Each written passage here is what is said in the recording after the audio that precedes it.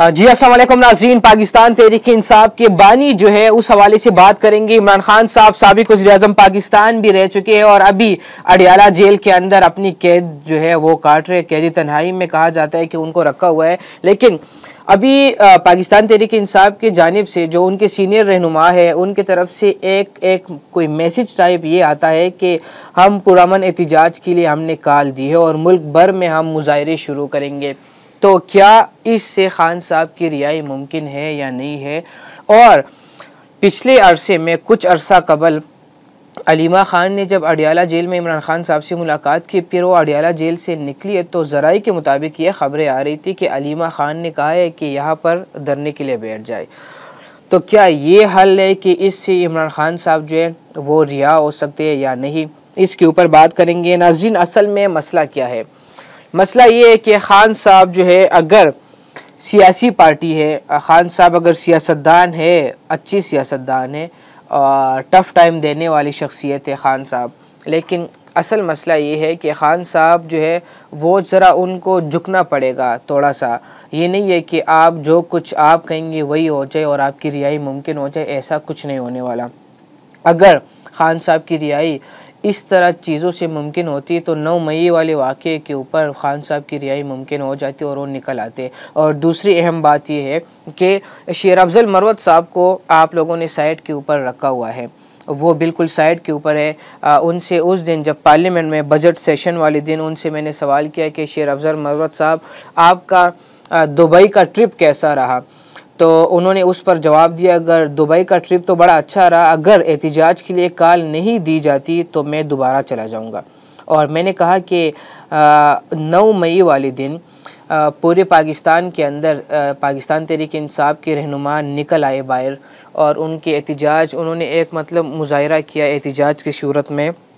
उसमें ये कहा जाता रहा कि हम पुरअमन एहतिजाज करेंगे, मुजाहरे करेंगे। उसके अंदर क्या होता है कि जब शेर अफजल मरवत साहब नहीं थे ग्राउंड के ऊपर, तो किसी लीडर ने, किसी वकील ने कोई बड़ा जो है कोई मतलब मुजाहरा नहीं किया, कोई एहतिजाज उन्होंने बड़ी सी एहतिजाज उन्होंने नहीं निकाली, लोगों को निकालने में नाकाम रहे। तो उनसे मैंने पूछा कि 9 मई वाले दिन ये सब कुछ हुआ था, तो आप बताएं जब आप नहीं है पार्टी के अंदर तो क्या आवाम निकलेंगे कि नहीं? आप क्यों इंतज़ार करते? क्या आप अपने लीडर के लिए नहीं निकल रहे? आप किस की तरफ देख रहे? तो उन्होंने कहा कि मैं इमरान खान की तरफ देख रहा हूँ। जब खान साहब मुझे कहेंगे तो मैं निकलूँगा और मैं एक ऐसा बंदा हूँ कि मुझे आप कफन में लपेट कर वापस घर भेज सकते, लेकिन मैं इस तरह जाने वाला बंदा नहीं हूँ। तो ये शेर अफजल मरवत साहब के कुछ जो है वो अल्फाज थे।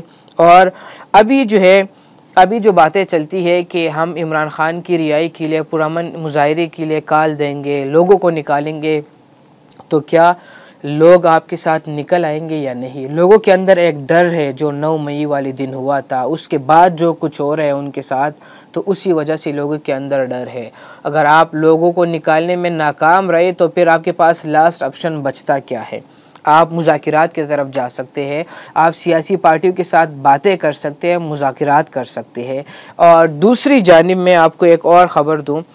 ख़बर ये है कि पाकिस्तान मुस्लिम लीग नून की तरफ से एक उनका सीनियर बंदा है, उनका मैं नाम नहीं लूँगा, उनकी तरफ से कहा गया है पाकिस्तान पीपल्स पार्टी को कि आप ब्लैकमेलिंग करना बंद कर दें।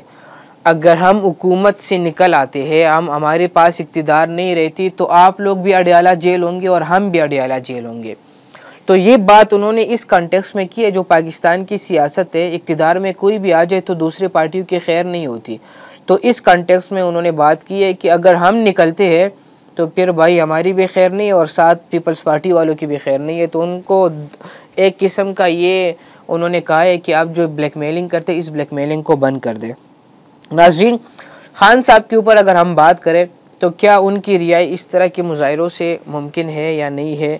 मुजाहरे उसी तरह होते हैं जिस तरह उर्दगान के हक़ में एक मुजाहरा हुआ था, 2016 की बात है ये, जब वहाँ पर उन्होंने एक रेडियो के ऊपर पैगाम दिया था कि पूरे मुल्क से मेरी अपील है कि आप निकल आए और अपने मुल्क के बचाने में अपना हक़ अदा करें।